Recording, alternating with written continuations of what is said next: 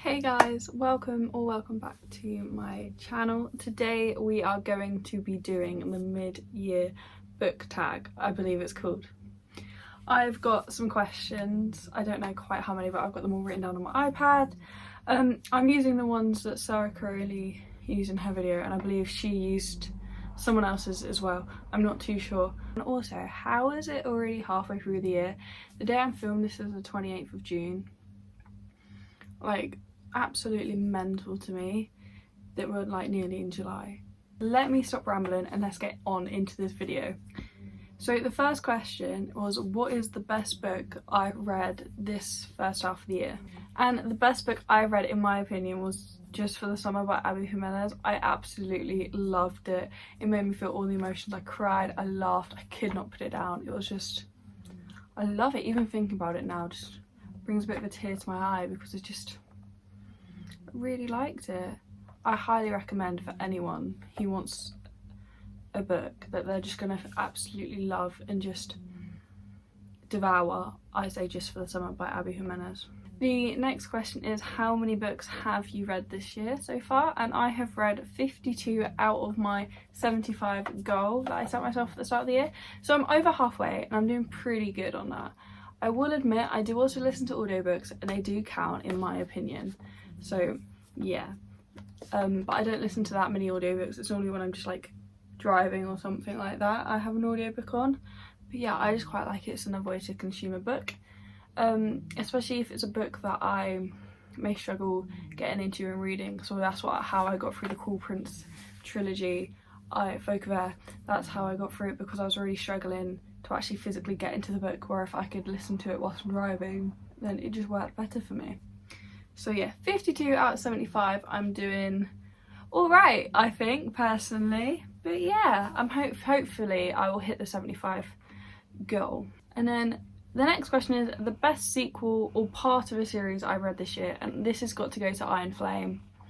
I was so scared to start Iron Flame for such a long time because I was just like, what if it doesn't live up to it?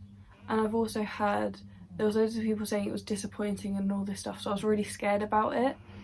So yeah, but I read it, gave it a 4.5, and I really enjoyed it. So yeah, it did take me about 2 weeks to read though, which is alright, because it's quite a big book. It's like 620 pages and the writing's like tiny and there's so many words on a page. But yeah, I did enjoy it. The next book is a new release that's already come out that you would like to read. For this one, I've got Wild Love by Elsie Silver and Love Unwritten by Lauren Asher. These two, I believe, are just going to be author by authors for me, along with Emily Henry and Abby Jimenez now. I've read all of Lauren Asher's books except for Love Unwritten, which came out last week. I think it came out on the 18th or something, and I completely forgot that it came out. I try not to pre-order books, because if I pre-order books I just will forget about it and buy it anyway. Or I like going into the shop and buying it sometimes. Like, I do enjoy going book shopping, so I do try and save some books for then.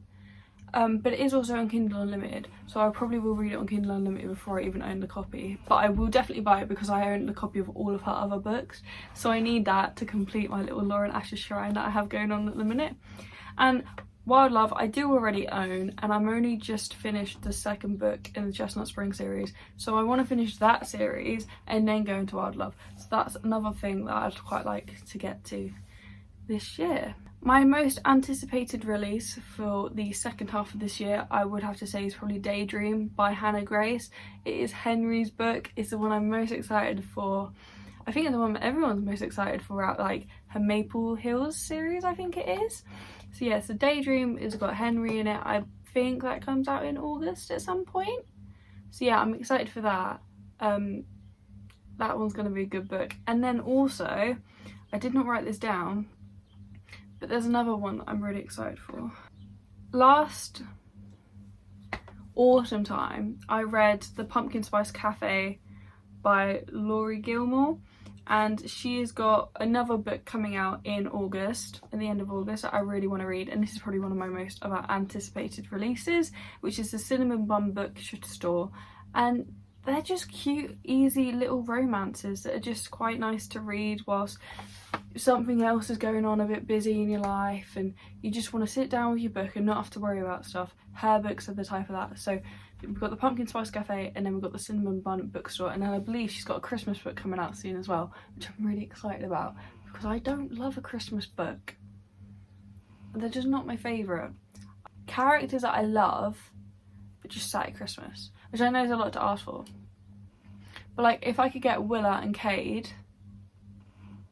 and if I could get like 2 chapters of them with Luke in Christmas, at Christmas time, I'd absolutely love it. That's the sort of Christmas book that I would like, a little tiny novella of my favourite characters. Does that make sense? I hope that makes sense. So the next question is the biggest surprise of the year. For me, I weren't really too sure what ways to take this, if it was the biggest surprise that I enjoyed the most, I didn't think I would, or just thriller wise, what was the one that surprised me the most.